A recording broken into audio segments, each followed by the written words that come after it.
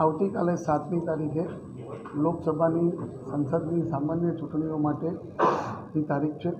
આવતીકાલે 7 તારીખે સવારે 7 વાગ્યાથી સાંજે 6 વાગ્યા સુધી મોરબી જિલ્લામાં મતદાનની કાર્યવાહી ચાલુ થશે અને સવારે 7થી સાંજે 6 સુધી પ્રજાજનો વોટ આપવા જાય એની આ સાથે વિનંતી કરવામાં આવે છે। દરેક નાગરિકે જ્યારે વોટ આપવા જાય ત્યારે પોતાનું ચૂંટણી કાર્ડ સાથે રાખવાનું રહેશે। જેની પાસે ચૂંટણી કાર્ડ ઉપલબ્ધ ના હોય તેને 12 વિવિધ પ્રકારના પુરાવા છે જેમની સાથે રાખવાના રહેશે। તે પૈકીના પુરાવા એમનું પાન કાર્ડ છે, એમનું લાઇસન્સ છે, એમનું આધાર કાર્ડ છે, એમનું મનરેગાનું કાર્ડ છે કે પોસ્ટ અથવા એમને બેંકમાંથી મળેલું કોઈ ફોટો આઈડેન્ટિટી કાર્ડ છે। આ 12 પ્રકારના પુરાવાનું એક લિસ્ટ આપને આપવામાં આવશે। તો આ 12 પૈકીનો એક પુરાવો એમને હાર્ડ કોપીમાં સાથે રાખવાનો રહેશે। મતદાન મથકમાં મોબાઈલ અલાઉડ નથી, એટલે આપ ડિજિટલી જો કોઈ પુરાવો રજૂ નહીં કરી શકો તો આપ વોટ નહીં આપી શકો। તો આપે આપનું જે પણ ઓળખ માટેનો પુરાવો છે એનું હાર્ડ કોપી આપે લઈને જવાની રહેશે।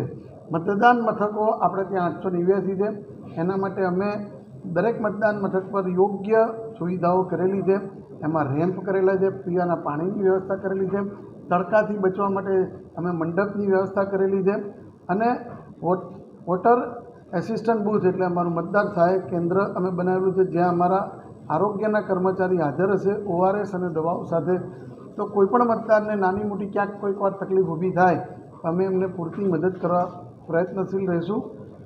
આપણે ઇલેક્શન કમિશનર ઓફ ઇન્ડિયા દ્વારા એમની વેબસાઇટ ઉપર સક્ષમ નામની જે એપ અપલોડ કરેલી હતી એના માટે મોરબીમાં 2 રિક્વેસ્ટ આવેલી હતી, પણ આપણે 558 પોલિંગ લોકેશન ઉપર 558 વ્હીલચેરની વ્યવસ્થા રાખી છે।